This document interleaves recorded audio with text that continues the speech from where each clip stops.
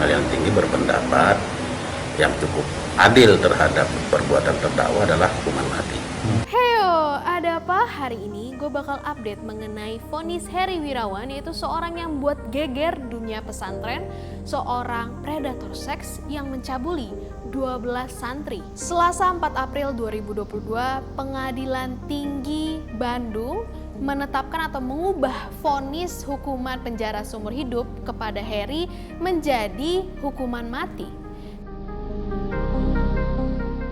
Bukan hanya itu aja, hakim juga meminta kepada Heri untuk memberikan biaya restitusi atau kerugian kepada korban dan juga anak-anaknya sebesar 332 juta rupiah. Dan harta Heri dirampas oleh negara dan juga dilelang untuk membiayai korban dan anak-anaknya. Hukuman ini pun memunculkan pro dan kontra. Salah satunya Ridwan Kamil, Gubernur Jawa Barat, yang menyetujui keputusan hakim. Namun ada beberapa yang merasa bahwa tidak perlu hukuman mati, kita hanya perlu memperbaiki sistem dan juga fokus kepada perlindungan korban kekerasan seksual. Terkait dengan kasusnya Heri Wirawan, Komnas Perempuan berpandangan bahwa sesungguhnya sanksi pidana mati itu bertentangan dengan hak asasi manusia. Karena itu kemudian Komnas Perempuan merekomendasikan agar tersangka atau pelaku diberikan sanksi pidana hukuman penjara seumur hidup. Jadi jika kita tengok ke belakang, awal mula kasus ini pada 31 Mei 2021.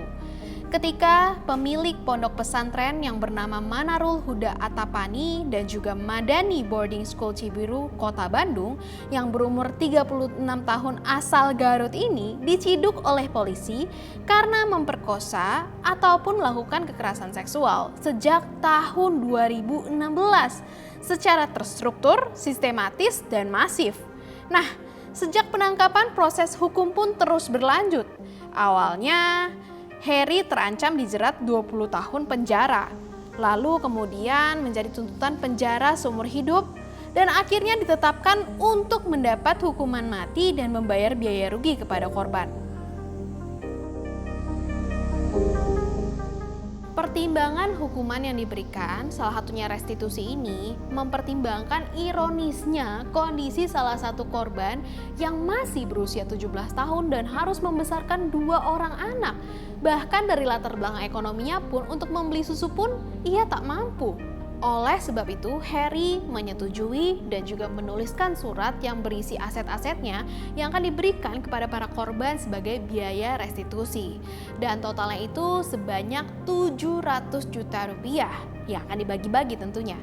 Dan hal ini pun sejalan dengan RUU TPKS sebetulnya. Bukan hanya itu aja, dari sisi psikologis, para korban ini diberikan terapi psikologi dan juga psikososial dari Dinas Sosial, Dinas Pendidikan, dan juga Dinas Pemberdayaan Perempuan dan Anak di tingkat kabupaten dan kota. Disampaikan adalah kepada seluruh masyarakat, baik laki-laki atau perempuan, yang pertama berhenti untuk mengobjekkan perempuan sebagai pemuas nafsu seks, kemudian berhenti untuk melakukan tindakan kekerasan termasuk kekerasan seksual kepada siapapun, dan berhenti juga menyalahkan korban bahwa korban adalah penyebab dari tindakan kekerasan seksual. Sebagai seorang perempuan, saya turut merasakan ketidaksukaan dan juga kesedihan mengenai apa yang dialami oleh para korban. Luka, trauma, dan juga tantangan yang ada di depan mata bukan hanya kekhawatiran belaka. Apakah ada jalan lain selain mencabut nyawa manusia lain? Atau apakah ini satu-satunya jalan untuk membuat pelaku menjadi jera dan juga korban terbebas dari trauma? Tulis pendapatmu di kolom komentar di bawah dan jangan lupa saksikan Ada Apa Hari Ini setiap hari Selasa sampai Jumat di tempo.co.